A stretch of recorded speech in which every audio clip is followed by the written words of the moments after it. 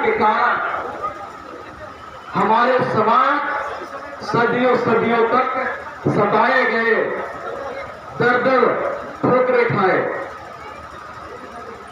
जिस समय इस आश्रम का निर्माण हुआ उस समय जो यहाँ के असामाजिक व्यवस्था थी, शायद अगर हम लोग इतिहास पढ़ेंगे तो हम वंचित वर्ग के लोगों को पढ़ने का अधिकार नहीं था। और भारतीय संस्कृति के हिसाब से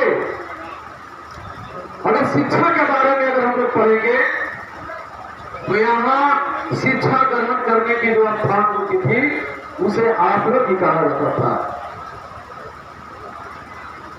और स्कूल कॉलेज तो हम लोगों ने यूरोप से लिया है उसका नाम, पर भारतीय इतिहास में अधिकतर अगर आप पढ़ेंगे तो आश्रम के मतलब गुरुकुल का मतलब ही होता था शिक्षा ग्रहण करने के स्थान।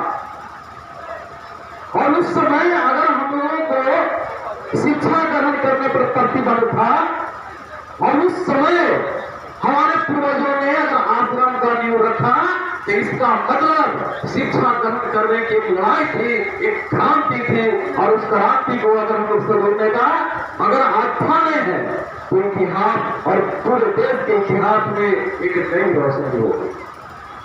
हमने तो प्रोग्राम मांगे हैं, उस सारे प्रोग्राम मांगों को पढ़ा और पढ़ने के बाद लगा कि निश्चित रूप से जो बाबा साहब का पहला लाइन है शिक्षित बनो, बुद्ध का पहला लाइन है बुद्धं शरणं गच्छामि, बुद्ध के ज्ञान में जाओ।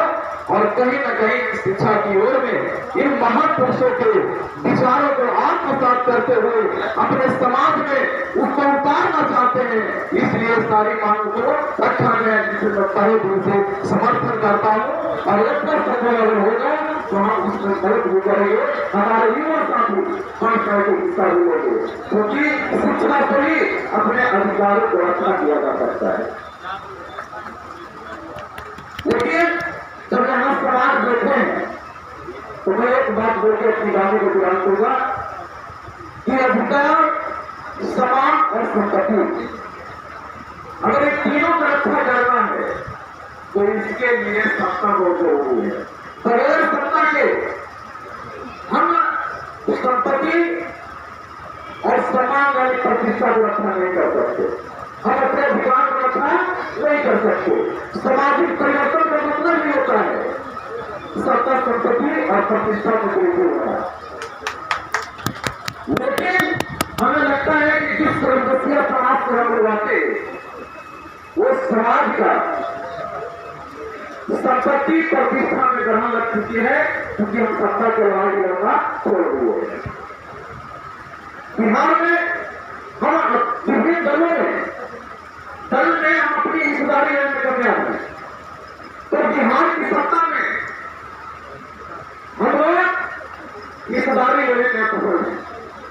सत्ता को इस बात को समझना होगा कि सत्ता है क्या। सत्ता का संचालन करने वाले सबसे बड़ा सेवक होते हैं, जिसको राजतंत्र में राजा ही कहते हैं। तो राजा का मतलब होता है कि राजा उससे कहते हैं, राज उससे कहते हैं जिसकी आज्ञा का पालन हो।